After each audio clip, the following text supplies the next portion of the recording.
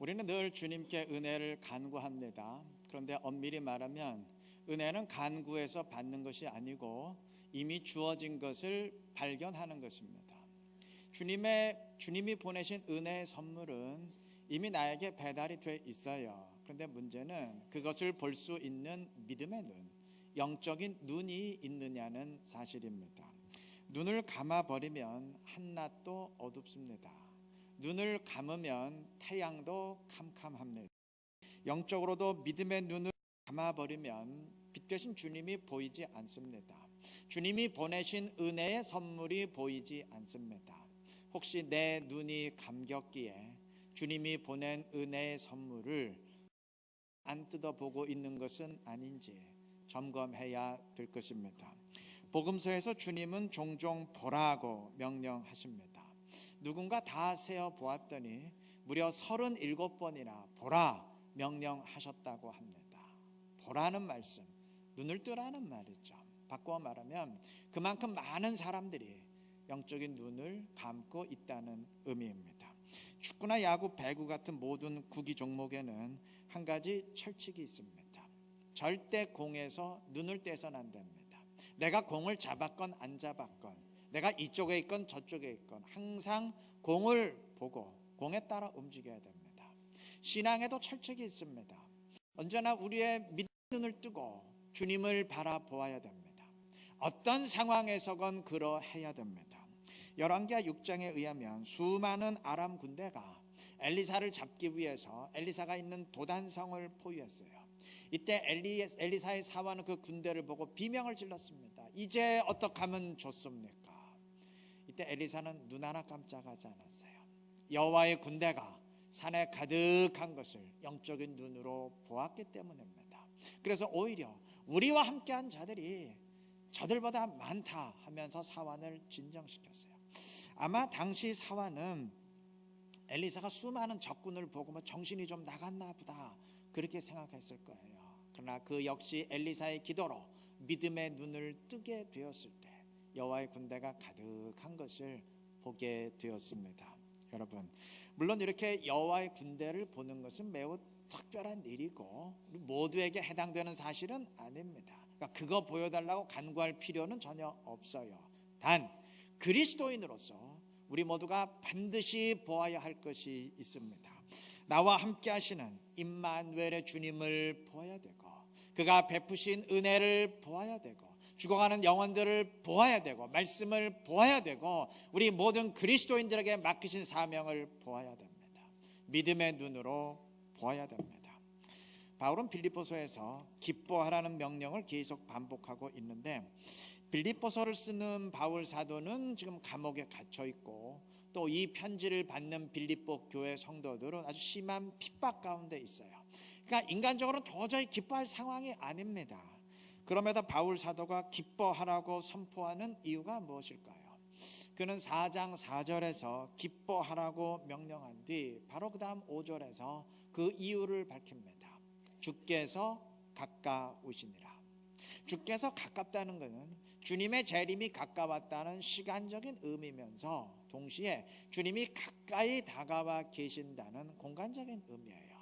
즉 주님께서 가까이 다가와 계시니 믿음의 눈을 떠서 영적인 눈으로 그 주님 보라는 말입니다. 그러면 다 해결된다는 의미입니다. 오늘 본문에서 바울은 달려간다고 반복해서 말합니다. 12절에서는 내가 그리스도 예수께 잡힌 바 된 그것을 잡으려고 달려가노라 그랬어요. 14절에서도 표대를 향하여 달려간다, 부름의 상을 향하여 달려간다고 말합니다. 근데 여러분, 표대가 눈에 보이나요? 부름의 상이 눈에 보입니까? 예수께 잡힌 바 된 그것이 눈에 보입니까? 하나님 나라가 눈에 보입니까? 주님이 내 눈에 보입니까? 안 보이죠. 그건 육신의 눈으로 볼 수 있는 게 아니에요. 그럼에도 바울은 그것을 보았고 그러했기에 그것을 향해 계속 달려갔습니다. 믿음의 눈으로, 영적인 눈으로 보았기 때문입니다. 우리에게도 바울과 같은 믿음의 눈이 필요합니다. 믿음의 눈을 뜨시고 주님을 보시고 하나님 나라를 보시고 표대를 보시고 달려갈 수 있는 우리 모두가 되시기를 바랍니다. 여러분, 달려간다는 것은 불필요한 것들을 과감히 제거한다는 말이죠. 운동장에서 달리기 하는 선수가 배낭 메고 뛰는 거 봤어요? 자기 소지품 다 들고 뛰는 거 봤습니까? 주머니에 무거운 거, 불필요한 거 잔뜩 넣고 뒤뚱뒤뚱 뛰는 모습 본 적 있습니까?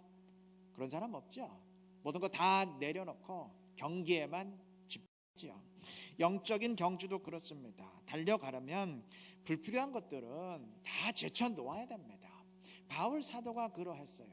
그는 본문 4절부터 6절까지 유대인으로서 자신이 자랑할 만한 육체적인 것들을 다 나열합니다. 그리고 바로 이어서 7절과 8절에서 그러한 모든 것들을 다 배설물처럼 여기고 버렸다고 고백합니다. 맞아요. 바울은 육체적으로 자랑할 만한 것들을 다 자기 인생에서 삭제했습니다. 그 이유를 8절 중반 부분부터 밝힙니다. 내가 그를 위하여 모든 것을 잃어버리고 배설물로 여김은 그리스도를 얻고 그 안에서 발견되려 함이니. 여러분, 바울 사도가 그 모든 것들을 다 제거한 이유는 그리스도를 얻고 주님 안에 있기 위함입니다. 이전에 바울이 그리스도를 몰랐을 때는 그러한 육체적인 것들을 자랑거리로 알았어요. 실제로 자랑했습니다. 그러나 그리스도를 알고 만난 뒤에는 그 모든 것들을 배설물처럼 여기고 다 잊었습니다. 나에게 이런 것들이 있다, 그 사실 자체를 다 잊었습니다. 바로 이것이 믿음의 눈이 필요한 또 하나의 이유입니다. 믿음의 눈으로 그리스도를 보게 될 때 다른 부수적인 것들, 불필요한 것들 다 정리하고 집중하게 됩니다. 주님은 마태복음 13장 44절에서 밭에 감추인 보화의 비유를 말씀하셨습니다. 어떤 사람이 밭에 감추어 있는 보화를 발견했어요. 이 사람은 지체 없이 자기 모든 소유를 다 팔아서 그 밭을 샀습니다. 그 밭이 욕심나서 산 게 아니죠. 보화 때문에 산 것이죠. 전 재산 다 팔았다는 얘기는 인생을 걸었다는 얘기입니다. 다른 모든 것을 다 제쳐놓고 오직 그것 하나에 올인하면서 집중했다는 말입니다. 남들이 발견하지 못한 보화를 발견했기 때문입니다. 보화는 천국을 의미합니다. 주님이 직접 그렇게 말씀하셨어요. 주님은 천국을 발견한 자들이, 하나님 나라를 발견한 자들이 곧 이와 같다 말씀하셨습니다. 신앙생활에 집중하며 그 나라를 향해 달려갈 수 있는 이유가 바로 여기에 있습니다. 집중해야 됩니다. 헌신해야 됩니다. 달려가야 됩니다. 그런 조언을 들었기에 달려갈 수 있는 게 아니에요. 그 밭을 사야 됩니다. 꼭 사야 됩니다 하는 말에 설득을 당했기에 살 수 있는 것도 아닙니다. 감추어진 보화를 믿음의 눈으로 보았기 때문입니다. 여러분, 그 나라를 보아야 됩니다. 그러면 굳이 그 밭을 사라고 하지 않아도 삽니다. 모든 것을 다 제쳐놓고 그것에 집중합니다. 밭을 사는 가격과는 비교할 수 없는 하나님 나라의 보화를 발견했기 때문입니다. 이것이 믿음의 눈으로 보는 자들의 특징입니다. 믿음의 눈으로 하나님 나라를 보고 믿음으로 주님을 보는 자들의 특징입니다. 보았기에 자신을 던질 수 있고, 보았기에 과감히 불필요한 거 다 제거하고 집중하여 달려갈 수 있는 것입니다. 올 한 해 보아야 될 것을 보시기 바랍니다. 육신의 눈으로 현실만 보지 마시고 믿음의 눈으로 그의 나라를 보시기를 바랍니다. 주님을 보시기를 바랍니다. 임마누엘의 주님을 보시기를 바랍니다. 그가 베푸신 은혜를 보시고 우리의 사명을 보시고 죽어가는 영혼들을 보시고 하나님 나라의 보화를 보시기를 바랍니다. 그래서 표대를 향해서 부름의 상을 향해 집중하여 달려감으로써 주님을 기쁘게 하고 주님의 영광 더 충만히 드러낼 수 있는 지혜롭고 신실한 우리 이루는 게 모든 성도님들 되시기를 바랍니다. 주님은 손에 쟁기를 잡고 뒤를 돌아다 보는 자는 하나님 나라에 합당치 않다고 분명히 말씀하셨습니다. 마태복음 8장에서는 아버지 장례를 치르고 오겠다는 제자를 향해서 죽은 자들로 장례하게 하고 장사 치르게 하고 너는 나를 따르라 말씀하셨습니다. 장례식 따위는 전혀 필요 없다, 그러한 무지막지한 말씀이 아니고 신앙생활을 할 때는 이 정도 집중이 필요하다는 비유적인 표현입니다. 우리 인생은 시시하게 살기엔 너무 짧아요. 신앙생활에 꼭 필요한 일에만 집중하며 살기에도 힘에 부치고 시간 모자랍니다. 주님이 우리에게 꼭 이것만을 해야 된다 명령하신 것, 주님이 가장 관심 있어 하는 일만 하기에도 벅찹니다. 뭐 때문에 불필요한 것까지 신경 쓰고, 뭐 때문에 주님이 별로 관심 있어 하지 않은 일까지 그렇게 관심 쓰면서 살아야 되겠습니까? 불필요한 것 과감히 제쳐놓고 정리하고 주님을 향해 집중할 수 있어야 될 것입니다. 만유인력을 발견한 뉴턴에게 누군가 물었어요. 그렇게 뛰어난 공헌을 하게 된 이유가 무엇인가요? 뉴턴이 한마디로 답변했다고 합니다. 다른 것은 아무것도 생각하지 아니하고 오직 그거 하나만 생각했습니다. 집중했다는 얘기죠. 뜨거운 태양빛을 1시간 쬐다고 뭐 사람 죽지 않아요. 일광욕 하루 종일 했다고 사람 죽지 않습니다. 그런데 그 빛을, 그 동일한 빛을 초강력 돋보기로 집중시키면 10초 안에 살을 태웁니다. 이 똑같은 빛이라도 집중시켰을 때와 그러하지 않았을 때는 전혀 차원이 달라요. 그래서 세상에서도 집중하자는 말 많이 하잖아요. 신앙생활에도 집중이 필요합니다. 바울 사도가 바울 사도 될 수 있었던 근본적 이유는 본문의 증언처럼 불필요한 거 다 정리하고 집중하여 달려갔기 때문입니다. 여러분, 눈에 초점이 두 개인 것을 흔히 좀 속된 말로 사팔이라고 하죠. 사팔뜨기라고 하죠. 우리가 영적인 사팔이 되어서는 안 됩니다. 초점이 두 개, 세 개여서는 안 돼요. 두 주인, 세 주인 섬기면 안 됩니다. 주님도 바라보고 세상도 바라보고 다른 것도 그래서는 안 돼요. 초점이 하나야 돼요. 집중할 수 있어야 될 것입니다. 집중은 두 가지를 의미합니다. 하나를 위해 전력 투구하는 것을 의미하고, 아울러 그 하나를 위해서 쓸데없는 것들, 불필요한 것들은 좀 과감히 제거하는 것을 말합니다. 바울도 본문 13절에서 오직 한 일을 위해서 다른 것은 다 잊었다고 고백합니다. 그가 잊어버린 것들, 즉 과감히 정리한 것들은 우선 5절과 6절에서 언급하는 그 유대인으로서의 어떤 육체적인 자랑거리들을 말합니다. 이 부분은 빌립보 교회에 들어와서 잘못된 주장을 하면서 사람들을 유혹하는 그 유대인들에 대한 반박의 성격을 지니고 있는데, 이들은 유대인의 신분을 자랑하면서 이방 사람들인 빌립보 교회 교인들이 구원을 받으려면 지금처럼 예수만 믿어서는 안 되고 율법 지키고 할례 받아서 다들 유대인으로 귀화해야 된다, 이렇게 선동하며 유혹하고 있었어요. 이 상황에서 바울은 유대인 신분으로 따진다면 자기야말로 히브리인 중에 히브리인이고 바리새인 중에 바리새인으로서 그 누구보다도 자랑할 게 많은 사람임을 밝힌 뒤, 그럼에도 그러한 것들을 자랑하지 않냐고 다 버린 이유는 그러한 것들이 하나님 나라의 구원과는 아무 상관이 없기 때문임을 분명히 선언합니다.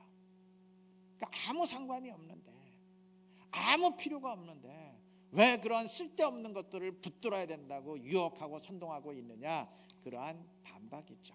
여러분, 물론 우리 가운데 뭐 유대인 신분을 지녀야 된다고 주장하거나 그것 때문에 고민할 사람은 없죠. 1세기하고 21세기의 상황이 완전히 다르죠. 그러나 이런저런 이유에서 나에게 이러한 영적인 자랑거리가 있다, 이렇게 자부할 가능성은 언제든 있습니다. 우리 그때마다 명심해야 됩니다. 어떤 자랑거리를 내세우면 내세울수록 주님의 은혜는 약해져요. 주님의 은혜는 멀어집니다. 반대로 나의 부족함과 연약함을 깨닫고 고백할수록 주의 은혜는 강력하게 역사합니다. 그렇다 그래서 예수 믿는 사람들은 항상 연약하고 보잘것 없어야 된다, 그 얘기는 아니에요. 열심히 노력해서 수준은 높이되 그럴수록 겸손한 심령으로 엎드릴 수 있어야 됩니다. 그러니까 흔히 그런 말 하잖아요. 실력은 높이되 자세는 낮춰야 된다. 그게 반대가 돼서는 안 돼요. 실력은 형편없는데 자세만 꼿꼿하면 그건 거꾸로 된 겁니다. 노력하시되 높이 올라가시되 그럴수록 겸손히 가난한 심령으로 주님을 의지할 수 있어야 됩니다. 그때 주님은 강하게 역사하십니다.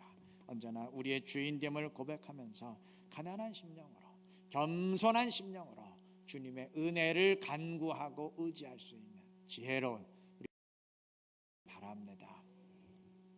자, 바울이 잊어버리고 버린 것은 유대인으로서의 자랑거리들만이 아니에요. 또 버려야 했던 것이 있습니다.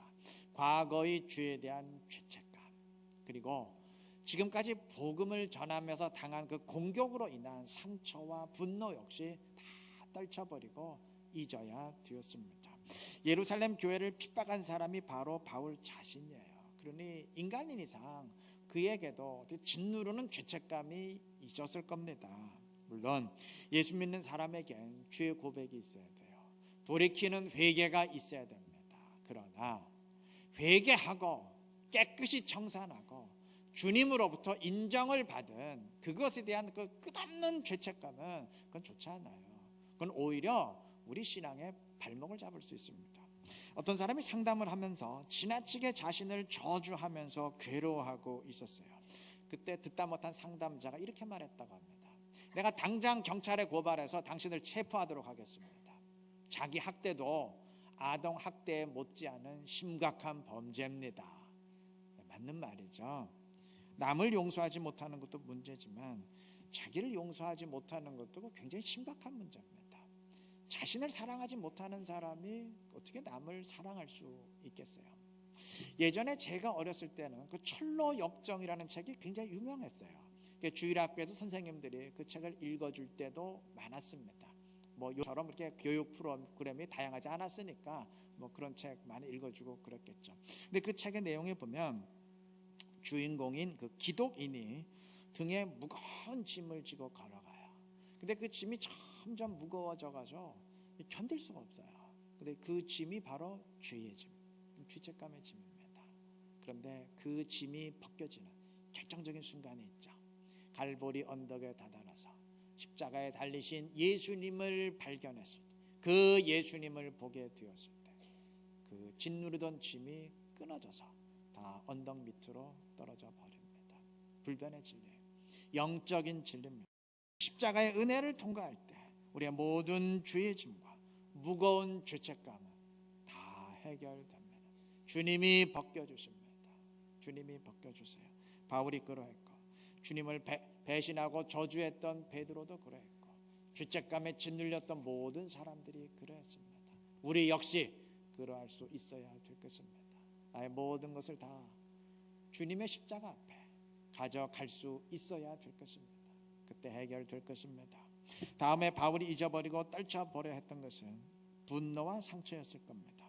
바울은 지금까지 유대인들로 인한 숱한 모욕을 당했고 채찍에 맞은 적도 많아요. 지금도 감옥에 갇혀서, 억울하게 감옥에 갇혀서 지금 빌립보서를 쓰고 있습니다.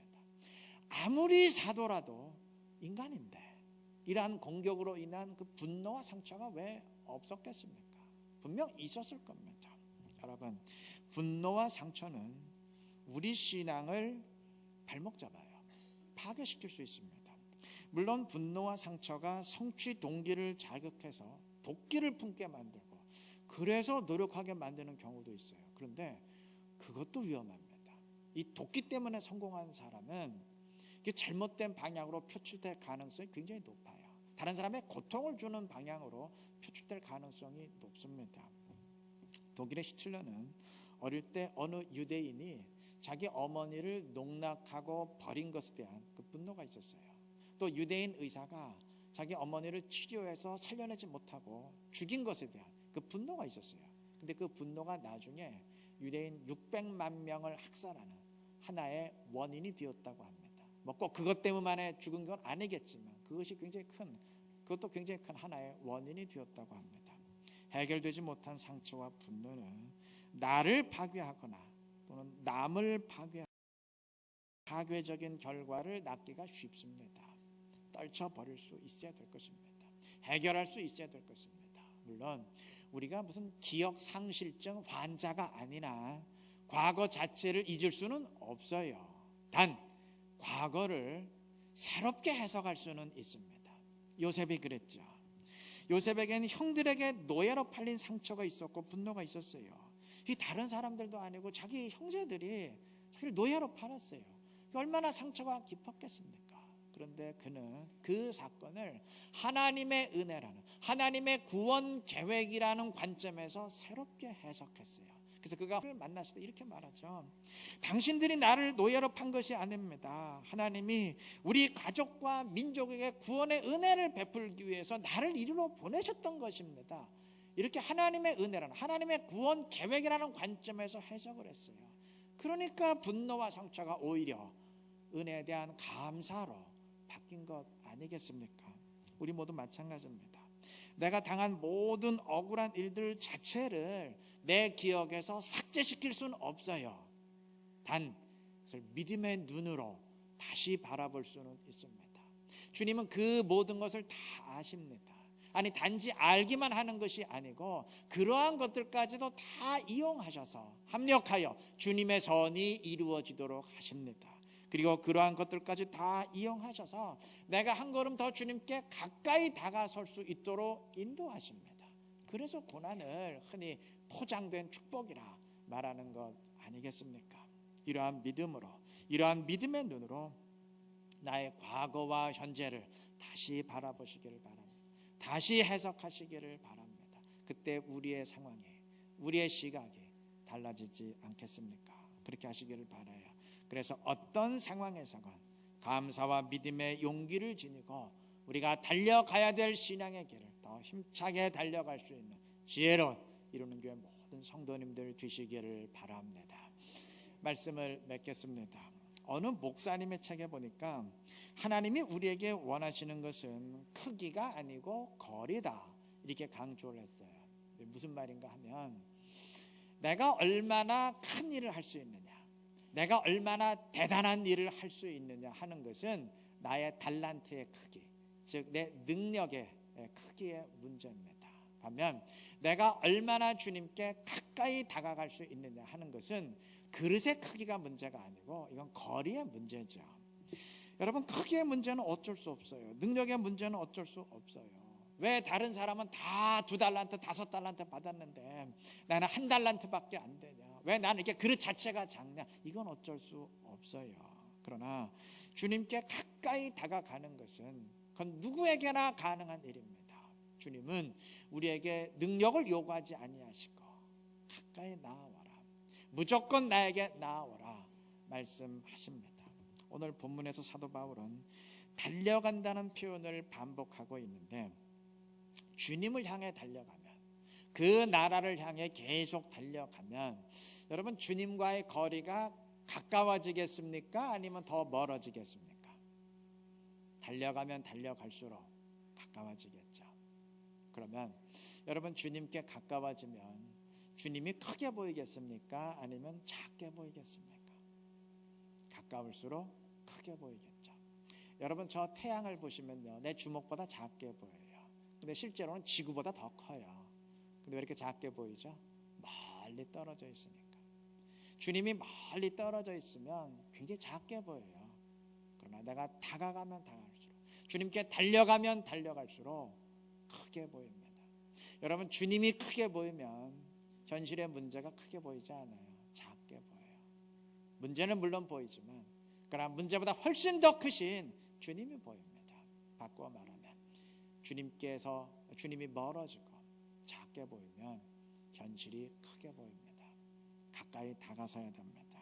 이렇게 주님께 달려감으로써 주님과의 거리를 좁히고 다가서고 아예 그 거리 자체를 없애버리는, 그래서 주님과 하나 되는 것, 이것이 곧 신앙생활의 과정이고 이게 영적인 성장입니다.